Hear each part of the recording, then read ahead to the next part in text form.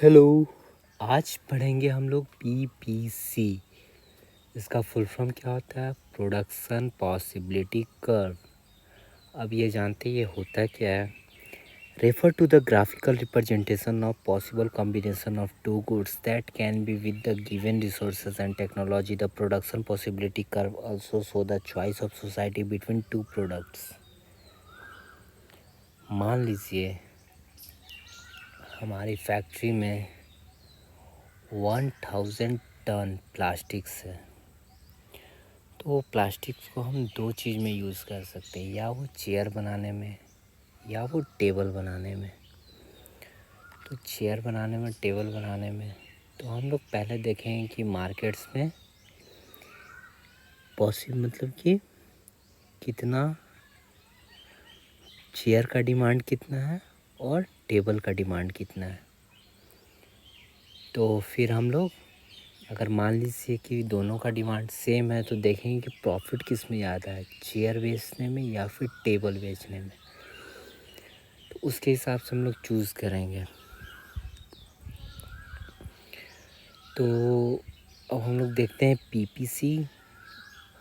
और हाँ, पीपीसी को ये दो चीज़ हमेशा ध्यान रखना है कि इसमें दो गुड्स को ही हम लोग लेंगे और गिवन रिसोर्स एंड टेक्नोलॉजी। मान लीजिए कि पहला गुड्स के लिए जो टेक्नोलॉजी यूज़ कर रहे हैं तो सेकंड गुड्स में वो टेक्नोलॉजी चेंज नहीं होना चाहिए, दोनों में सेम टेक्नोलॉजी यूज होना चाहिए।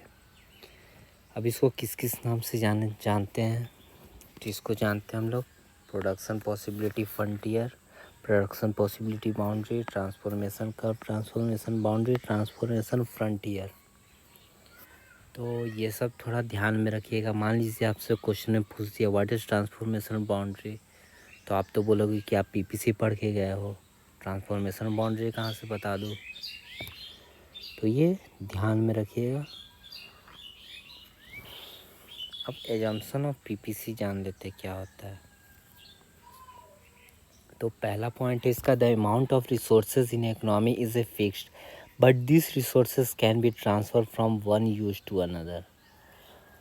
मान लीजिए कि आपके पास 1000, जैसा मैंने पहले ही बता दिया, 1000 टन या कितना भी मेरे पास जो प्लास्टिक है, हम उसी में से मतलब कि फ्रीली ट्रांसफ़र टू अनदर। मान लीजिए कि कभी मान लीजिए हमको चेयर बनाने का मन किया तो चेयर बनाया उसी में से मान लीजिए हमको टेबल बनाने का मन किया तो हम टेबल बनाए। वो मर्ज़ी के ऊपर डिपेंड होता है। With the help of given resources only two goods can be produced. ये भी मैंने आपको डिफिनेशन में बता दिया कि बस दो ही goods, no more than two goods. With the अब थर्ड पढ़ते, the resources are fully efficiently and utilise. हाँ, अब 500 टन में या हम चेयर बना रहे हैं या टेबल, तो दोनों को बनाते वक्त मेरा सेम उतना जितना मेरे पास रॉ मटेरियल, दोनों का मतलब कि फुल्ली यूटिलाइज हो जाना चाहिए, तभी हम लोग को पीपीसी का पता लग पाएगा। और फोर्थ पॉइंट है, resources are not equally efficient in production of all product. हाँ, तो मेरा कहने का मतलब है इसमें कि जैसे आप लोग दो गुड्स को प्रोड्यूस कर रहे हो पीपीसी में, तो देखिएगा कि आप लोग की जितना आप लोग को रॉ मटेरियल यूज़ करके 10 चेयर बन जा रहा है, उतना में आप लोग को रॉ मटेरियल यूज़ करके 4 टेबल भी बन रहा है। तो resources are not equally efficient in production of all product. तो ऐसा नहीं है कि मान लीजिए 10 टेबल बना तो चेयर भी मान लीजिए कि 10 ही बने। चेयर भी घट सकता है, टेबल भी घट सकता है कि इसमें रॉ मटेरियल ज़्यादा लगे। बट और सेकंड में है, the level of technology is same. तो मान लीजिए कि आप कोई गुड्स बना रहे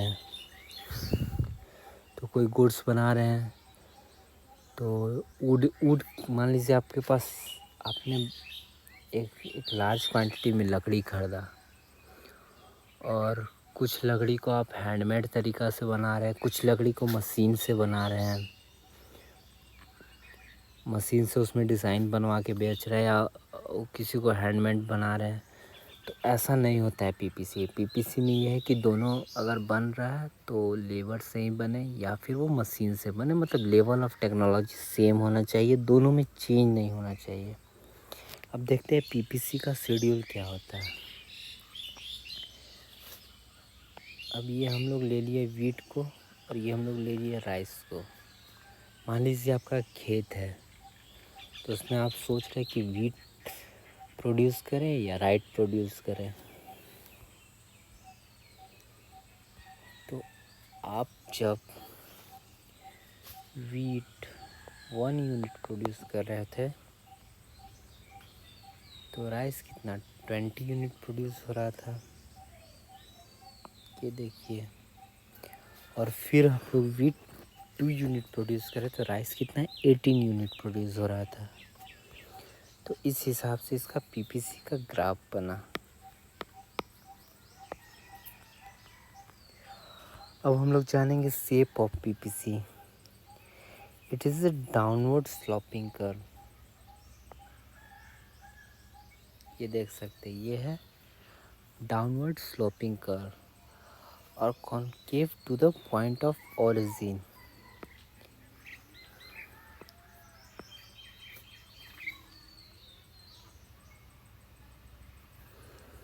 तो ये हो गया हमारा पीपीसी। तो आई होप कि आप लोग को ये समझ में आ गया होगा। अगर कोई भी डाउट हो तो आप इंस्टा ID